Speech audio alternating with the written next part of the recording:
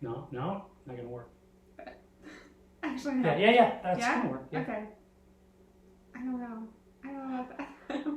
I wouldn't move it. It's gonna work. Good job. All right. What you doing? You guys building the tower? Yep. Yeah, it's like the Leaning Tower of Pizza. I'm pretty sure it's pronounced pizza.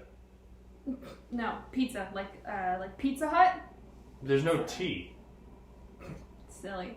There's no T in pizza. No, I mean like the T sound. Just never mind. That's not gonna work. All right. I'm head out. Let's see. Hey. Okay. Anyway, speaking of towers, remind me of another tower. Where is my Bible?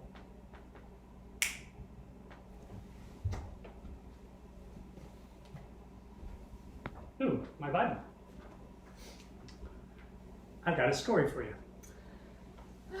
Another Bible lesson. Don't worry, it'll be short. All right, Genesis chapter 11. Have I ever told you, or do you remember the story about the Tower of Babel? I've got a dad who babbles. All right. What? Oh, another Bible lesson? Yeah. Just listen. Okay, chapter 11 in Genesis, it says, the people said, "Come, let us build for ourselves a city, a tower whose top will reach into heaven, and let us make for ourselves a name, that we will be scattered abroad the face of the earth."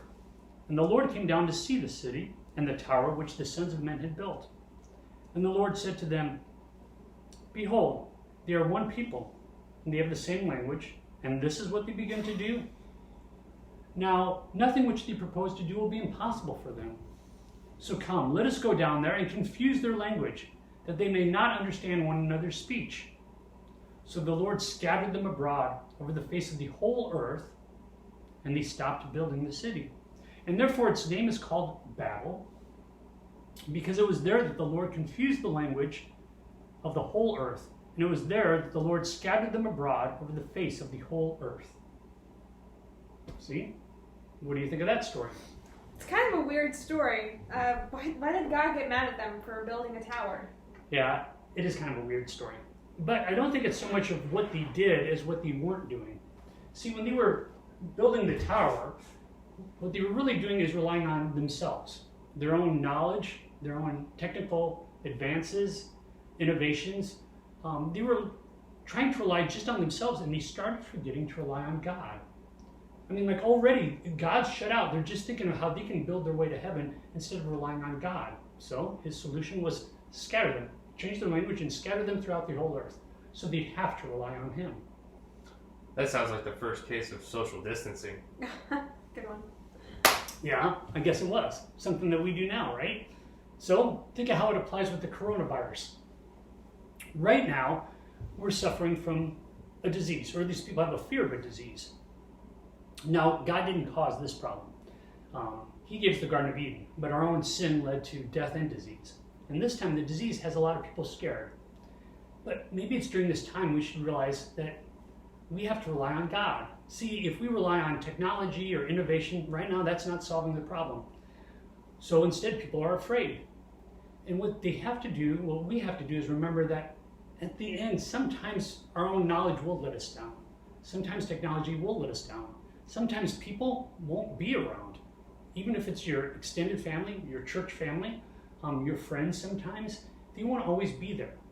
The one that you're supposed to depend on, the one that we're designed to depend on, is God. That's the answer. That's who we're supposed to try to follow. That's who we're supposed to try to lean on and depend on. And that's what God really wants from us. So, maybe that's a little lesson we can learn today. All right. You want to take a turn? Absolutely.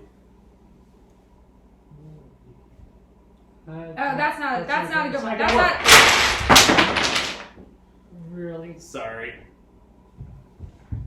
All right. What do you want to do next, Jasmine? Te amo, el tocino. What? Hablo español. Seriously. Say goodnight, Gracie. Buenas noches, Gracie.